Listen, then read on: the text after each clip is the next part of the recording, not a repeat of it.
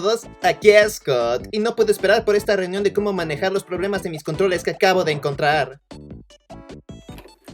Sí que lo leí muy mal. ¡Wow! Mis manos hacen esto, y no sería posible sin el mesías menospreciado de los videojuegos. El control.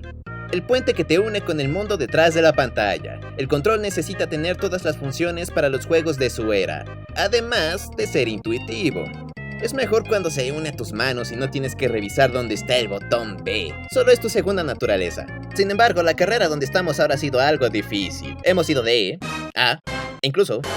Y la carrera empezó desde hace mucho. Los videojuegos necesitaban ser controlables para ser considerados juegos. Así que en aquellos días donde los científicos perdían el tiempo haciendo juegos en supercomputadoras en vez de curar enfermedades, tuvieron que crear formas de jugar los juegos como el infalible combo de la perilla y el botón usados para Tennis for Two en 1958.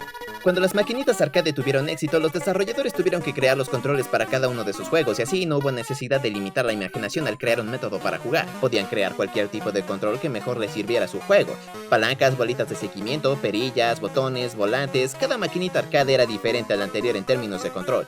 Así que cuando empezaron a hacer consolas caseras, definitivamente hubo obstáculos que superar. Los desarrolladores solían tener una libertad mayor para controlar sus juegos en las maquinitas. ¿Cómo creas un control para todo tipo de cosas?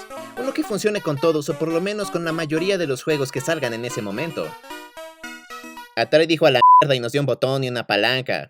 El Atari 2600 fue la primera en tener un increíble éxito, hablando de consolas de videojuegos con cartuchos intercambiables. La primera consola, el Magnavox Odyssey de 1972, sí que tuvo un control seguro. El Fairchild Channel F salió antes que el Atari por un año, con su salida en 1976 nos dejó jugar con una barra de Snickers. Pero la palanca del Atari 2600 es definitivamente la que la mayoría de la gente ve como el primer control de videojuegos y definitivamente uno de los más icónicos. Aunque su simpleza hizo que fuera más difícil hacer juegos para el sistema, es indiscutible que hizo un papel importante en su éxito. No importa quién seas, cuando ves esto piensas, sí, tiene sentido. ¿Cómo podrías arruinar esto? Es un botón rojo y un palo. Cualquiera con sentido común entendería qué es. Cuando miras al pasado del éxito de los videojuegos, parece obvio porque en esos días un control exitoso dependía de que el público en general entendiera su funcionamiento. Y el control del 2600 cumplía con eso. Habiendo dicho eso, esta cosa es un no automático en estos días. Esta palanca necesita ir al hospital porque está muy dura. Y generalmente hablando, el tamaño del control es un problema, por lo menos para mí. Es muy pequeño para sentirse cómodo agarrando la palanca con una mano sosteniendo el resto del control con la otra, y es muy grande para agarrarlo como un control moderno.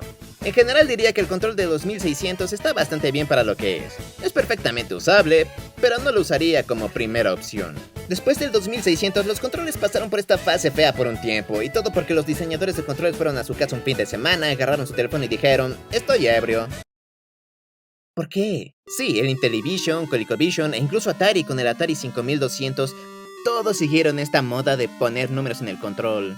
Déjenme preguntarles esto, ¿en qué mundo los juegos necesitan más de 9 botones? Muchos juegos tenían plantillas para poner en el control, y así supieras qué botón hace qué cosa, pero eso como que te fuerza a ver constantemente el control para saber qué apretar, con o sin las plantillas. En mi opinión, ese es el momento en el que el control falla, cuando tienes que dejar de ver el juego para saber qué demonio tienes que apretar. Bueno, dejando de lado esa estafa, ahora llegamos al Nintendo Entertainment System, una verdadera innovación para los controles, dejando atrás las palancas para crear algo más compacto y fácil de sostener.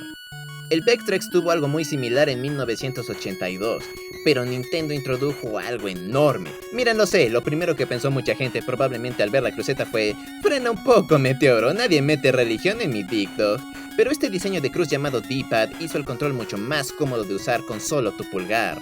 Nintendo ya había usado el D-Pad en uno de sus juegos de Game & Watch, y hubo más precursores por ahí, pero el NES volvió popular al D-Pad, y así, la palanca fue olvidada.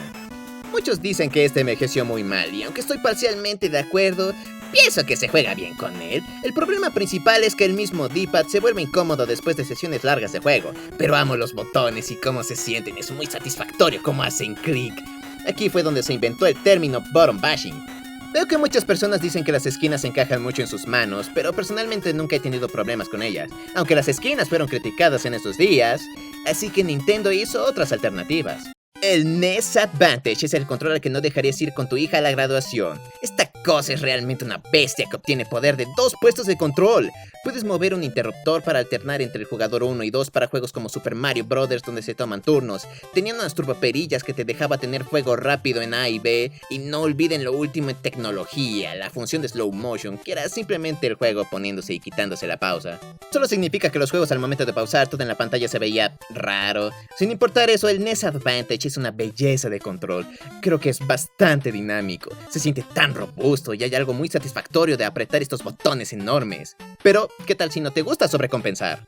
Pues tal vez el NES Max sea para ti, presentando un nuevo diseño con más agarre, los turbobotones del Advantage junto a algo llamado el Cycloid, algo así como el precursor de la palanquita del 3DS. Es mucho más fácil de agarrar gracias a estas nuevas piernas, pero el Cycloid no es un buen reemplazo para el D-pad en mi opinión. Con la introducción del NES Top Loader, Nintendo rediseñó el control estándar del NES apodándolo el Dogbone. Esta cosa estuvo tan cerca de ser el control perfecto del NES. Las esquinas más redondas, un mejor D-pad, pero de verdad necesitaban darle un ángulo a los botones A y B para que solo una langosta pudiera usarlo correctamente. No parece correcto. Nadie descansa la mano de esta forma en un control. Simplemente es incómodo. Como el control del NES funcionó, muchos intentaron copiarlo. Los controles del Sega Master System y TurboGrafx 16, aunque diferentes en ciertos aspectos, eran básicamente su versión del control del NES. Atari decidió unirse a la fiesta con su control del 7800 y estoy seguro de que todos lo miraron feo hasta que sacaron esto en su lugar. Pero solo en Europa, en Estados Unidos solo manejaron esto. Y por allá eso. Sortudos. Sega por supuesto tenía que hacer algo diferente con la continuación del Sega Master System, así que trajeron esta gordura de 3 botones.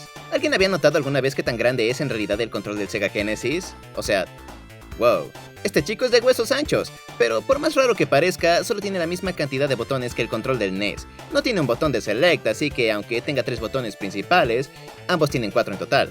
Eso trajo problemas con el tiempo cuando empezaron a salir los juegos de peleas que requerían más botones, así que Sega metió más con la introducción del control de 6 botones. Mete tu mano en el sofá y encontrarás varios controles de Sega, cada uno diferente al anterior. Sega sacó tantas versiones del control del Genesis, era una locura. Todos son diferentes en cuanto al diseño, lugar de los botones, D-pads, esto es ridículo. Interrumpo su programación habitual de Job para dar un reporte de emergencia por mí. Controles hechos por otras compañías, no por los creadores de consolas, salen de forma desenfrenada y la mayoría no tiene buenas intenciones. Esta es la lista de los más buscados de controles de terceros. Nuestra labor es informarles sobre la Aquí está la palanca TAC50 para su sistema local Sega Genesis. Cabe junto con el resto de controles. Supongo que si te gusta pues está bien. No está mal, pero no funciona bien necesariamente con la mayoría de la librería del Sega Genesis. Pero tiene estas ventosas en la base que lo vuelve más difícil de mover en su mesita. Y también se ve bien en un parabrisas. Los controles de 6 botones son aceptables y todo, pero el de 3 botones es el clásico, el primero que me viene a la mente cuando pienso en el Genesis. Es un buen control por sí solo. Es un poco grande, pero se siente bien. Sin embargo, fue superado por los creadores de Chibi Robo Splash. El control de Super Nintendo es magnífico, y tal vez no sea mi favorito de todos los tiempos, pero hace tanto tan bien. Los botones están alineados de esta forma hermosa en la que es cómodo usar tu pulgar para apretar el botón Y, con el resto descansando en B, listo para usar a la orden. Excelente para juegos como Super Mario World o Mega Man X. Los botones laterales llegan a la fiesta. L y R, junto a todos los botones y el D-pad, se sienten exquisitos. Combina eso con la forma redonda y te muestra de qué están hechos los sueños. Es interesante que con la salida del Super Nintendo Mini en 2017, Nintendo sacó una nueva versión del control con un plástico menos brillante y un poco más duro para la cubierta del control. Y tengo que decir que en realidad prefiero la nueva versión. Se siente mejor en mi opinión. Atari solo vete a casa. El Atari Jaguar trajo de vuelta el formato clásico de números. Ese día seguro vieron a Sega peleando con Nintendo aumentándole botones a su control y gritó: ¡sí, esa es la nueva moda! Más de 12 botones, los niños van a amarlo. Ahora el PlayStation original surgió después de una colaboración fallida entre Sony y Nintendo que se enfocaría en un complemento de CDs para el Super Nintendo. Después de ese fracaso, Sony creó su propia consola a partir de la experiencia ganada después de trabajar con Nintendo, lo que es bastante obvio viendo su control.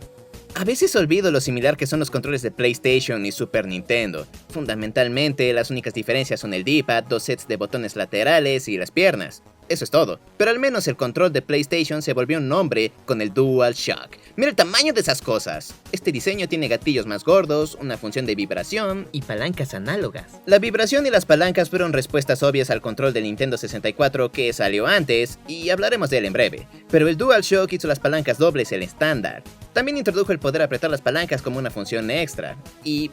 ¿puedo agregar algo? R1, L1, R2, L2. Estos son botones laterales y tiene sentido que los numeren así, porque estos se llaman R3 y L3. Como sea, amo cómo se sienten las palancas análogas, son tan suaves y la textura funciona muy bien. Pero, ¿qué tal que el DualShock no te convence? Y odias la felicidad.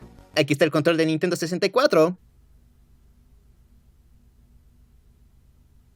Esto salió después del control original de PlayStation y antes del DualShock. Podemos insultar este control todo lo que queramos, pero tengo que admitir que esta cosa fue innovadora de muchas formas. Controlando los juegos 3D con la palanca, control de cámara, multijugador de 4 personas siendo el estándar. Incluso el gatillo de atrás te daba esa sensación de ¡BAM! Esto fue un gran paso para la industria, sí, pero respóndanme esto. ¿Qué diablos es esta cosa? 3 puntas te da diferentes formas de jugar diferentes juegos. Tal vez puedas usarlo así, o así, o incluso así. Pero eso significa que no todos los botones tienen acceso fácil para el jugador en cualquiera de las formas de jugar. Además, la palanca es horrible. Esta cosa solo es una delgada plástica incómoda basura que se desgasta muy fácil.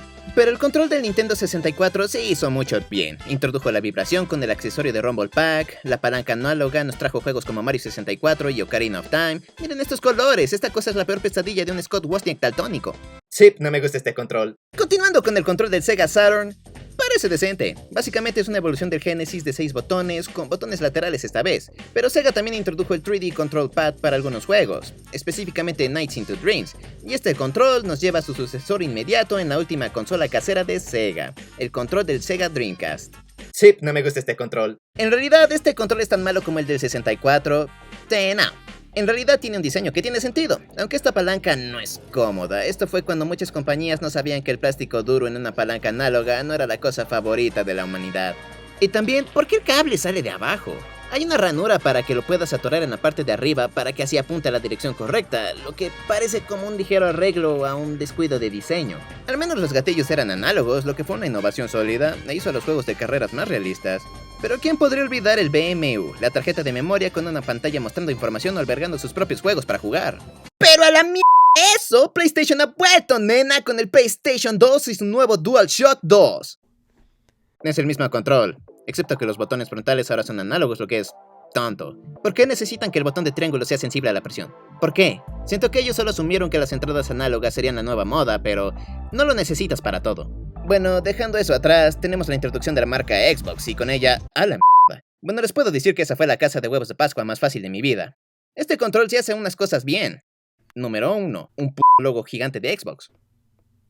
El Duke, como es conocido ahora, es una bestia. Es grande solo por ser grande. No hay ni una razón para que sea así. Es perfectamente funcional, pero no es tan genial cuando te metes de lleno. O sea, ¿qué es esto? En serio. Además, las palancas se sienten raras. La izquierda tiene esta larga área cóncava y la derecha tiene un área mucho más pequeña que honestamente se siente más convexa. Dios, necesito un baño. Microsoft diseñó un control más pequeño para el mercado japonés que logró llenar al continente americano eventualmente, y esto es mucho más razonable. Con esto sí estoy a gusto, se siente mucho mejor, ahora sí todo tiene sentido. Después de que Nintendo dejara de reírse de sí mismo por 5 años seguidos, de verdad mejoraron su acto con el control de GameCube. Esta cosa es pura comodidad, se siente tan bien en las manos. La estructura de los botones es definitivamente diferente comparando con cualquier otro control, y aunque prefiero un diseño más tradicional, esta estructura tiene mucho sentido. El botón frontal que probablemente usarías más en los juegos sería A, así que ¿por qué no orbitar todo alrededor de este? Los gatillos son increíblemente satisfactorios de presionar y la palanca de la izquierda es 1000 veces mejor que la del 64. Amo este control, pero aunque es uno de mis favoritos, sí tiene unas cosas rancias. El D-pad y la palanca C fueron hechas para insectos y la ausencia de otro botón lateral es algo raro, pero a pesar de eso, el control de GameCube realmente ha envejecido muy bien. Estos malditos cables, amigo, ¿qué es esto? ¿El año 2000? Aquí es donde se une el Wavebird, una variante inalámbrica del control. Usa frecuencias de radio para transmitir una señal inalámbrica. Ya existían controles de señal inalámbrica, pero la mayoría usaba infrarrojo como el control de la tele. Tenías que seguir apuntando el adaptador para que funcionara correctamente. Pero todo lo que tenías que hacer con el Wavebird era emparejar la marca en el control con el adaptador y estabas listo. Aunque no fue el primer control inalámbrico, me atrevería a decir que es el primer bueno. Puedes ir a cualquier parte del cuarto con él y funcionará perfectamente. La única desventaja de que sea inalámbrico es que no tiene vibración y gasta pila. La palanca C del control de GameCube no es lo suficientemente pequeña, pues tengo un mal control para usted. Les presento el control inalámbrico de GameCube de la marca GameStop. Demasiado pequeño e incómodo para cualquiera que tenga manos. La palanca análoga continúa con la probada y verdadera tradición de plástico duro para asegurarse que lo odias aún más y los botones suenan como plástico barato. También se ha reportado que si tocas un control como este, lo más seguro es que contraigas piojos. ¡Diablos! Lo inalámbrico realmente fue el siguiente paso para los controles. Abrimos paso hacia el Xbox 360, que tiene uno de los controles más aclamados de todos los tiempos.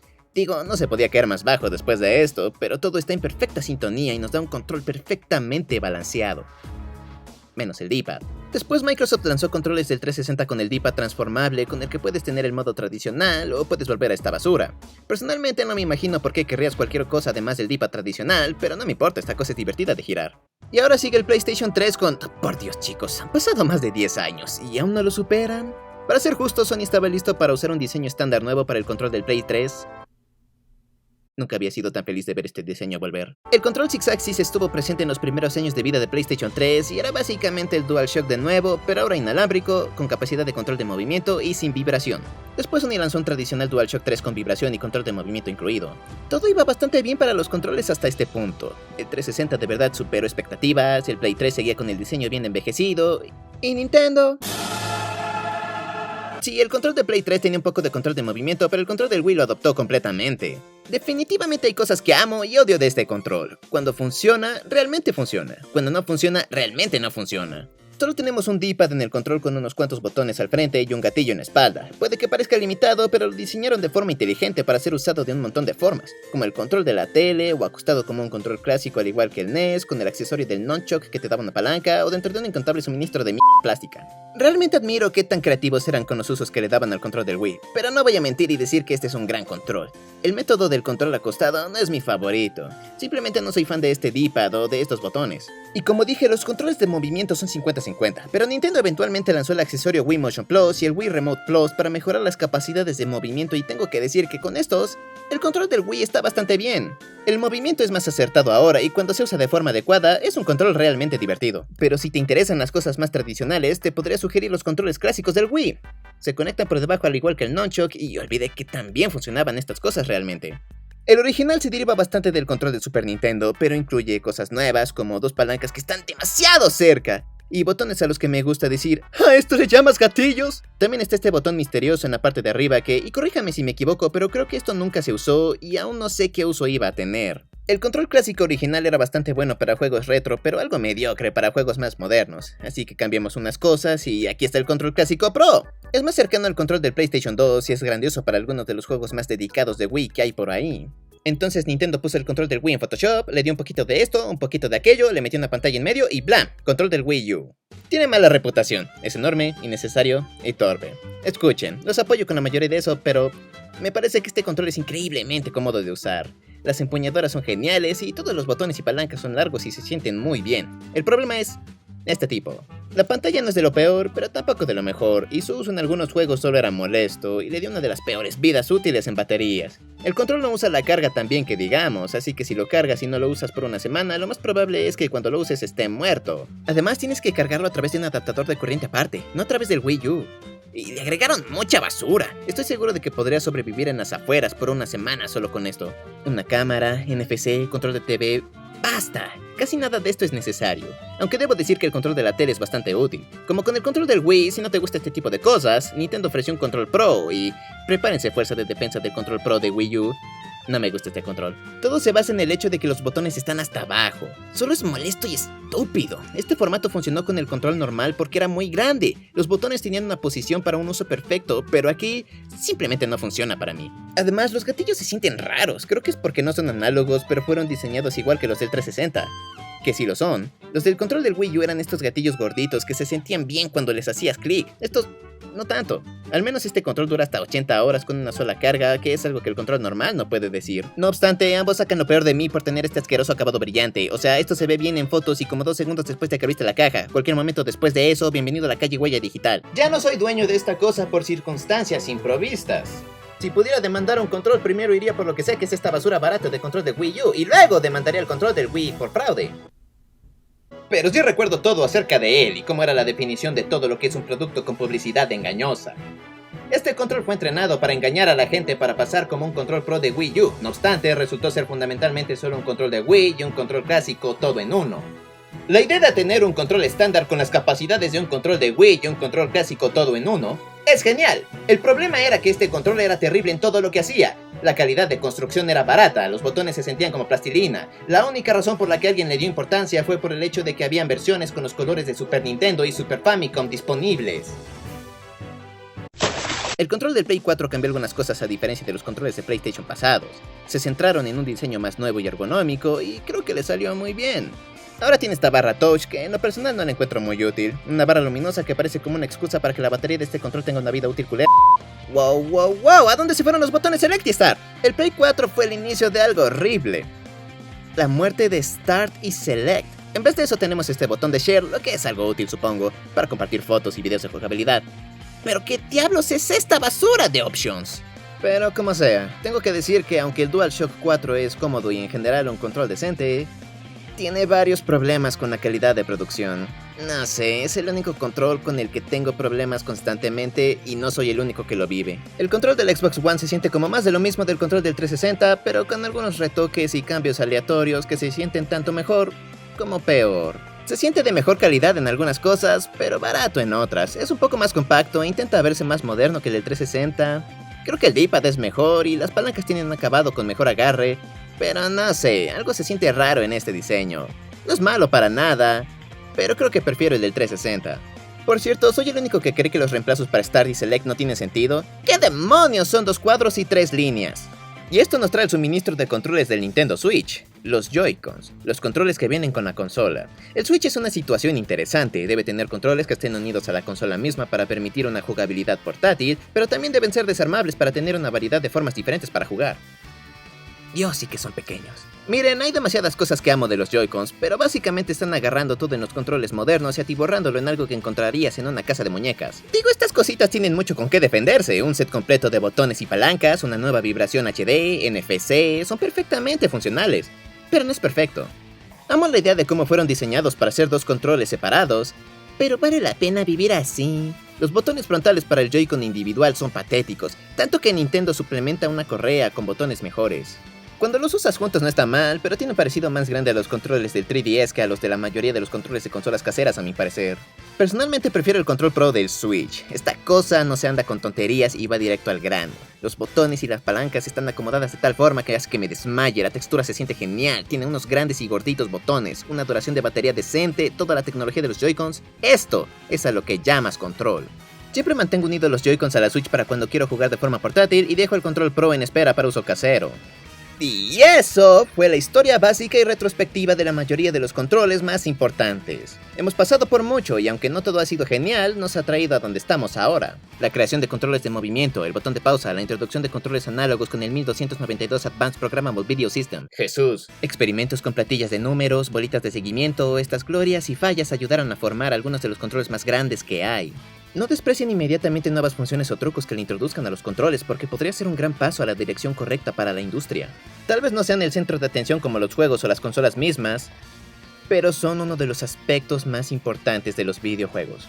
Bueno, déjenme saber cuál es su control favorito o el que más odian, y si me disculpan, tengo otro, y ahora sí, en serio, reunión de temas de videojuegos. Esta vez se trata del arte de las cajas. Me lleva la chingada.